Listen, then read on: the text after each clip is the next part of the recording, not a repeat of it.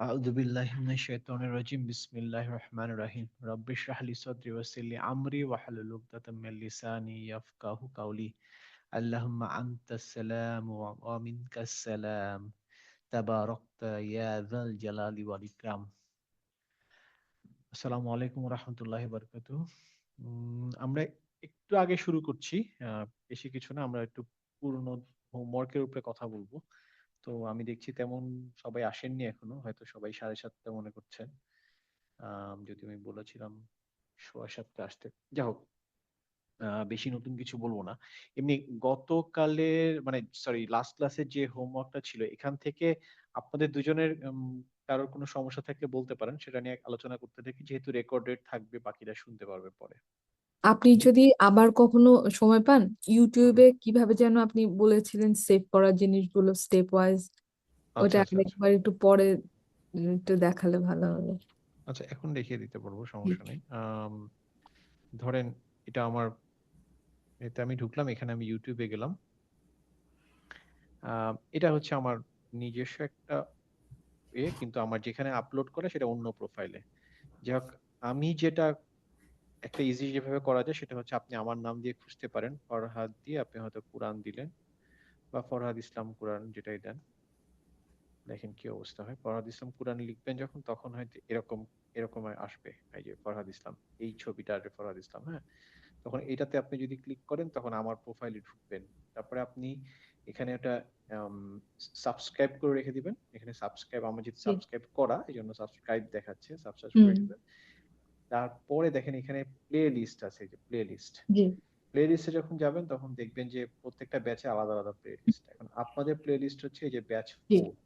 আপনি ব্যাচ যেটা ফোর। করবেন, এই ব্যাচ 4-এ যদি যান, ভিউ প্লে লিস্ট, হুম। এখানে ক্লিক করেন, দেখেন এই যে এই ডান দিকে সব ভিডিওগুলো দেখাচ্ছে, হ্যাঁ। হুম। এখন যখন এটা আপনি করলেন তখন দেখবেন এখানে একটা সেভ সেভ টাইপের অপশন থাকে। দেখেন আমার এখানে আচ্ছা। অলরেডি সেভ করা, বলছে যে রিমুভ ফ্রম লাইব্রেরি, মানে আমার অলরেডি লাইব্রেরিতে আছে। ও। আমি যদি উঠিয়ে দেই, হ্যাঁ, দেখেন হ্যাঁ। এরকম একটা খালি থাকবে। তখন দেখেন এখানে মাউস নিয়ে গেলে বলছে হচ্ছে সেভ হুম। প্লেলিস্ট, তার মানে আমি হুম। এখানে যদি ক্লিক করি তাহলে সেভ হয়ে যাবে। কারণ আমি এখানে সেভ করলাম। এবার আমার আর ওই ফরহাদ কোরআনে যাওয়ার দরকার নেই। এখন আমি হুম। ধরেন নর্মালি আমি এখানে ঢুকছি আমার হুম। ইউটিউবে। আমি এখানে ঢুকলাম ইউটিউবে। এখানে ঢোকার পরে আমি চলে যাব হচ্ছে, দেখেন আমার এইখানে এই ইউ ইউ হ্যাঁ। এর পাশে হচ্ছে এখানে প্লেলিস্ট, এই প্লেলিস্টে আমি ক্লিক করব। হুম। হুম। আমি যখন প্লেলিস্টে ক্লিক করব, আমার তো এখানে অনেকগুলো প্লেলিস্ট সেভ করা, এই জন্য একসাথে হ্যাঁ। দেখাচ্ছে। হুম। কিন্তু আপনার প্লেলিস্ট যদি বেশি না থাকে, আপনি এইটা হুম। এখানে পেয়ে যাবেন, এই যে এখানে। জি। ঠিক আছে, যখন পেয়ে যাবেন তখন এই যে ভিউ প্লেলিস্টে ক্লিক করবেন। ক্লিক করলে আপনি সব ভিডিওগুলো দেখতে পাবেন। আচ্ছা। এবং তখন দেখবেন আপনি সিরিয়ালি ডে 1, ডে 2, ডে 3, হ্যাঁ। ডে 3 এরকম করে সিরিয়ালি থাকবে। হুম। তারপর আপনি আপনার সুবিধা মতো শুনতে হুম। পারবেন, এভাবে করে আর কি। আচ্ছা, আচ্ছা ভাইয়া, থ্যাংক ইউ সো মাচ। হুম। এই 5 মিনিট চলে গেছে, 5-6 মিনিট। আমরা যেটা আলোচনা করতে চাচ্ছিলাম যে আপনাদের লাস্ট ক্লাসের যে হোমওয়ার্কটা ছিল সেটাতে কারো কোনো অসুবিধা আছে নাকি। আমি দুজনের সাথে কথা বলেছি, উর্মি আপা, লিখন আপা, তাদের কোনো সমস্যা নাই। তুহিন ভাইয়েরও সমস্যা নাই আমি যতদূর জানি। আর কারোর কোনো সমস্যা আছে আলোচনা করার মতো? ফারহানা, তুমি নিশ্চয়ই বুঝে গেছো না? হ্যাঁ ভাইয়া, বুঝেছি। আমার কাছে কঠিন কিছু লাগে নাই, কিন্তু আচ্ছা। উচ্চারণ গুলো আমাকে অনেক প্র্যাকটিস করতে হবে। এই যে উচ্চারণ হ্যাঁ, প্র্যাকটিস করা হয় নাই আমার। হ্যাঁ, এখন উচ্চারণগুলো নিয়ে সবার সবার সাথেই কথা বলছি, কারণ হচ্ছে উচ্চারণটা আমাদের প্র্যাকটিস করতে হবে। এটা খুব ইম্পর্টেন্ট, আদারওয়াইজ কিন্তু আমরা মিস করব। যাই হোক, আমি যেহেতু এখানে হোমওয়ার্কে কারো কোনো সমস্যা নাই, আমি হোমওয়ার্কের এখান থেকে আপাতত বের হয়ে আসি। আমরা আজকে ডে 4-এ, আমি মাখারাজের চ্যাপ্টার 1-এ আমরা বিভিন্ন রকমের মাখারাজ দেখেছি। মাখারাজ থেকে আমরা মাউথ ক্যাভিটি শেষ, থ্রোট শেষ। আমরা টাং শুরু করেছিলাম, টাঙের একটা করেছি, দদ। থ্রোটের ভিতরে উচ্চারণে হয়তো একটু মানে কঠিন ছিল বা নতুন ছিল, তো ওটা নিয়ে ক্লাসে বেশ কয়েকবার আলোচনা করেছি। তারপরেও আমি আরেকবার সবাইকে বলি যে আমরা একটু ট্রাই করি, সেটা হচ্ছে যে এই যে হটা, এই হটা কিন্তু ইজি হ। হ্যাঁ, এটা আমাদের বাংলা হয়ের মতোই, এখানে নতুন কিছু নাই। হ্যাঁ, হারুন, হারুন আমরা যেভাবে উচ্চারণ করি সেই উচ্চারণে হারুন। হ্যাঁ, হুনালিকা, তো এই হ নিয়ে আমাদের খুব একটা সমস্যা হবে না। সমস্যাটা হবে আরেকটা হ নিয়ে, হ্যাঁ? তো এই হ নিয়ে আমাদের কোনো সমস্যা নাই।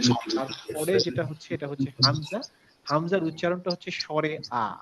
সোজা কথা এটা আ। মানে হামজার উচ্চারণ হচ্ছে আ। এই আতেও আমাদের কোনো সমস্যা নেই। এই আটা আমরা নরমালি যে আটা উচ্চারণ করি সেই আ। এখানে স্পেশালি কোনো আয়ের উচ্চারণ হচ্ছে না, জাস্ট সিম্পল আ। তার মানে এই কণ্ঠনালীর থেকে যে ৬ টা অক্ষর তার মধ্যে 26-এ হ্যাঁ। নিচের যে ২ টা সেই ২ টা হচ্ছে হামজা এবং আরেকটা হচ্ছে হা। হা এন্ড হামজা দুটোই হচ্ছে নরমাল আমাদের যে আ এবং হা এর উচ্চারণ সেইটা। সো এটার উচ্চারণ করতে তেমন কোনো সমস্যা হওয়ার কথা না। মেইন কথা হচ্ছে আমাদের খেয়াল রাখতে হবে যে আমরা যখন উচ্চারণটা করছি তখন যেন কণ্ঠনালীর ভিতর থেকে একদম ভিতর থেকে আসে। এই আর বেলায় হামজার ক্ষেত্রে আমরা বেশ কয়েক রকমের হামজা দেখিয়েছিলাম এবং কয়েকজনকে আমি দেখেছি যে ওয়াও এর উপরে হামজা হওয়াতে কনফিউজড, এটা কি হামজা হবে নাকি অন্য কিছু।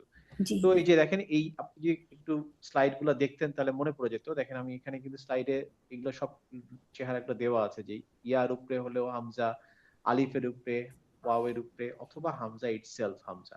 সো কনফিউশনের কিছু নাই, আমাদের হামজা যে কোনো রকম হতে পারে। আর একটা হামজা হচ্ছে হামজাতুল ওয়াসল।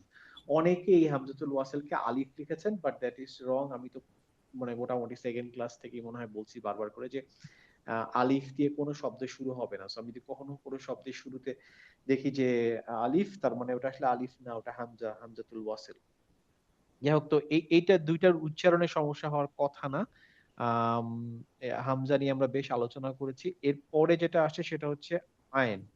আইনটা একটু নতুন, এবং আইনটার বেলা আমি বলেছিলাম যেটা হচ্ছে কণ্ঠনালীর মাঝখান থেকে এবং কণ্ঠনালীর মাঝখানে একটু চেপে ধরে, যেমন হচ্ছে এলমে, অইলমিয়া, হ্যাঁ, গলাটা ভেঙে অইলমা, হ্যাঁ, এখানে ইলমা। আচ্ছা, তারপরে হচ্ছে ইয়া আবুদু। হ্যাঁ, আমি ইয়া বলেছিলাম ইয়া আবুদু আর না আবুদু আমাদের সূরা ফাতিহার ভিতরে এটা আছে। তো আমরা এটা মনে রাখতে হবে যে এখানে যদি আইন না হয়ে হামজা হতো তাহলে আমি বলতাম হচ্ছে ইয়া বুদু, ইয়া বুদু। আমি কোনো গলা ভাঙতাম না, কিন্তু যেহেতু এখানে আইন আছে আমি গলাটা ভাঙবো, বলবো ইয়া আবুদু, হ্যাঁ, ইয়া ইলমা, হ্যাঁ। তো এই যে গলাটা ভাঙবো, এটাই হচ্ছে আইনের ব্যাপার। তো আমরা যত ইয়া প্র্যাকটিস করব সামনে, তখন আমাদের ইয়া আরো বেশি ক্লিয়ার হবে। ইয়া এখানে আমরা এক্সাম্পল দেখিয়েছিলাম যে হামজা দিয়ে উচ্চারণগুলা এবং আইন দিয়ে উচ্চারণগুলা। আমি জাস্ট র্যান্ডামলি জানতে চাই, যেমন ধরেন মুস্তাফিজ ভাইয়া, ক্লাসের পরে আপনারা, আপনি কি এটা দেখেছেন এই স্লাইডটা? সরি ভাই, আসলে দেখা হয়নি আমার।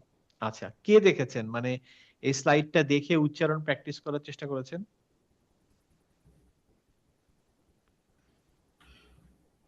কেউ করেননি যা বুঝতে পারছি, কিন্তু এটা আমাদের করতে হবে। আমি হয়তো এই আমি করি নাই, বাট আমার ভাবি করছে। আচ্ছা, যেটা করতে হবে সেটা হচ্ছে যে আমি নেক্সট এই স্যাটারডের ক্লাসটার পরে আমি ওয়েনেসডে ক্লাসটা নিতে পারবো না, আমি আবার নেক্সট স্যাটারডেতে নিব ইনশাল্লাহ। তো এই যে এক সপ্তাহ ব্রেক পাবো, তারপর আমি একটা ছোটখাটো পরীক্ষা নিবো। এখানে পরীক্ষাটা এরকম থাকবে যে এইসব আমরা কিন্তু ক্লাসে এই উচ্চারণটা করে দিচ্ছি, আপনার এই পুরোটার মানে ভেঙে ভেঙে উচ্চারণ করার দরকার নেই। আমি যেভাবে পড়িয়ে দিচ্ছি, আপনি যদি অডিও ভিডিওটা শোনেন বা দেখেন, তখন আপনি উচ্চারণটা পেয়ে যাবেন। যেমন এইটা যে পড়তে পারে না তার জন্য কিন্তু উচ্চারণ আমি করে দিছিলাম কি আহাদুন। মাহাদুন আপনি যদি লিখে নেন যে আহাদু দুন, হ্যাঁ, আহাদুন, এই আহাদুনে এই হায়ের উচ্চারণটা কেমন হবে? আহাদুন, আহা, আহাদুন, গলার মাঝখান দিয়ে আহাদুন, হ্যাঁ। তো এইভাবে করে আমাদের উচ্চারণগুলা, যাতে আমরা উচ্চারণগুলা জানতে পারি, আমি যেটা করব যে ওই নেক্সট ক্লাসে আমি জিজ্ঞেস করব যে ঠিক আছে আমাকে হামজা দিয়ে দুইটা শব্দ বলেন, আইন দিয়ে দুইটা শব্দ বলেন। তখন আপনারা এই যে এখান থেকে ইউজ করে করে কতগুলো শব্দ বলবেন, এবং সেটা বলতে গেলে কিভাবে বলতে পারবেন, যদি আপনারা এই ভিডিওগুলো শুনে প্র্যাকটিস করেন। আচ্ছা, ঠিক আছে, আমি আবার দরকারে লিখে দিব, বাট রিকোয়ারমেন্টটা বোঝা গেছে সবার? হ্যাঁ ইনশাল্লাহ। তার মানে আমাদের এই ভিডিওগুলো আছে, এই ভিডিওগুলোতে যদি আমরা যাই, গেলে আমরা এই উচ্চারণগুলো পাবো, এবং প্রত্যেকটাই আমি প্রথমে আমি উচ্চারণ করে দিয়েছি, পরে আপনাদের দিয়ে উচ্চারণ করেছিলাম। সো শুনলে আপনি মনে পড়ে যাবে যে উচ্চারণটা কি হবে। বেশি দরকার নেই, হয়তো দুইটা করে শব্দ বা তিনটা করে শব্দ, যে আইন দিয়ে তিনটা শব্দ, ধরেন এইটা নিলাম আলাইহিম, ইজি, না আবুদু, ইজি, হ্যাঁ, আল আলামিনা, এটা খুব ইজি। তো তিনটা নিলেন। তারপরে হামজা থেকে তিনটা, আহাদুন, আ আ আহাদুন। তারপর হচ্ছে আনতুম, আনতুম, ইজি, হ্যাঁ, ইন্না, এই তিনটা নিলেন, এরকম করে তিনটা অক্ষর আইন থেকে, তিনটা অক্ষর হামজা থেকে। সেম ভাবে আমরা শিখেছিলাম হচ্ছে হাটা আমি বলেছিলাম গলার মাঝখান থেকে, আইন যেমন গলার মাঝখান থেকে, হাটাও তেমনি গলার মাঝখান থেকে। তো এই হা রিলেটেড আমরা উচ্চারণগুলো করে দিয়েছিলাম। এই বাম দিকের হা গুলা সোজা ছিল, আমি বলেছিলাম হুদা, হাদা, আল্লাহু, হুয়া। এগুলা শব্দগুলো দেওয়ার একটাই কারণ যে আমরা এই শব্দগুলো জানি, এবং আমরা এই শব্দগুলো যখন পড়বো তখন যেন আমরা বুঝি যে কোন হ উচ্চারণ করছি, আমরা যেন ভুল উচ্চারণ না করি। এগুলো আমরা অলরেডি জানি, যেমন আল হামদু, আমরা এই হায়ের উচ্চারণটা আমাদেরকে করতে হবে। আমরা যদি এটা রেখে দেই, পরে পরে গিয়ে প্র্যাকটিস করব, তাহলে হবে না, দেরি হয়ে যাবে অনেক। হ্যাঁ, কারণ আমরা প্রত্যেক দিনই নতুন নতুন অক্ষর শিখছি। তাহলে আমরা এই ভিডিওটা আবার দেখে নিব। এবং গয়েন আমরা শিখেছি গ ইজ ইজি, আমি শুধু বলেছিলাম গয়ের উপরে ফাথা হলে গা হয় না, গ হয়। এটাও প্রয়োজন নাই, আপনারা জাস্ট সব শব্দ যেগুলো আমি দিয়েছি এগুলা মোটামুটি এখান থেকে শব্দ যদি উচ্চারণটা দেখে নেন, ইজি ইজি শব্দ। গয়রিল মাগদুব, হ্যাঁ এটা গ ইজি। খও খুব ইজি আমাদের জন্য, তুকসিরুন। হ্যাঁ, তো আমরা এটাও ক্লাসে এগুলো উচ্চারণ করে দিচ্ছি। আপনি জাস্ট ভিডিওটা দেখবেন, দেখে নিজের মতো করে বাংলায় লিখে নেবেন, নিয়ে মুখস্থ করবেন যে এটা খ, এটা উচ্চারণটা এরকম।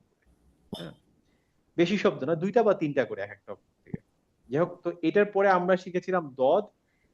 দদের ব্যাপারে আমি যেটা বলেছিলাম যে দদটা একটু ডিফারেন্ট উচ্চারণ, যদিও সবই আলটিমেটলি দ গোত্রীয়, মানে আমি বলি হচ্ছে দ গোত্রীয়, দাঁতের থেকে ম্যাক্সিমাম যতগুলো উচ্চারণ হয় সবগুলোই দ গোত্রীয়, but different angle of teeth, যার জন্য দয়ের উচ্চারণটা ডিফারেন্ট হবে। কারো মনে আছে দয়ের এখানে উচ্চারণটা কোথা থেকে হবে, কে বলতে পারবে? দাঁতের সাইড থেকে, দাঁতের সামনে টাচ করা যাবে না। দ কে কে কাকে টাচ করবে? জিহ্বাটা দাঁতের সামনের ফ্রন্ট টিতে টাচ করা যাবে না, সাইডে। আচ্ছা, দ ঠিক আছে, দেখি অন্যদের জিজ্ঞেস করি। লিপি আপা বলেন তো। জি ভাইয়া। এই দদের উচ্চারণটা কিভাবে করতে হয়? দদের উচ্চারণ হচ্ছে টিতের সাথে লাগানো যাবে না, টিতের ভিতর থেকে দ বলতে হবে। কোন টিথ লাগানো যাবে না? টিথ তো অনেকগুলা। সামনেরটা। সামনেরটা তো লাগানো যাবে না, জিভ লাগানো যাবে না, তাই তো? হ্যাঁ হ্যাঁ, জিভের সামনের পোরশনটা, জিভের দাঁতের সামনের পোরশনটা লাগানো যাবে না। যাবে না। আচ্ছা, বাকিদের মনে ছিল এটা? হুম। এই যে এখানে ছবিটা দেখেন, তাহলে মনে পড়বে আমি এর আলোচনা করেছিলাম। এবং এই জন্য আমাদের এই জিভটাকে ধরে রেখে দাঁতটাকে সাইড দিকে চাপ দিতে হবে। দ দ দ দ দ, হ্যাঁ, দাঁতের মধ্যে লাগাবো না। দ দলিন, দরাবা। হ্যাঁ, আচ্ছা, তো এটার উপরেও আমরা অক্ষর উচ্চারণ করা শিখেছি।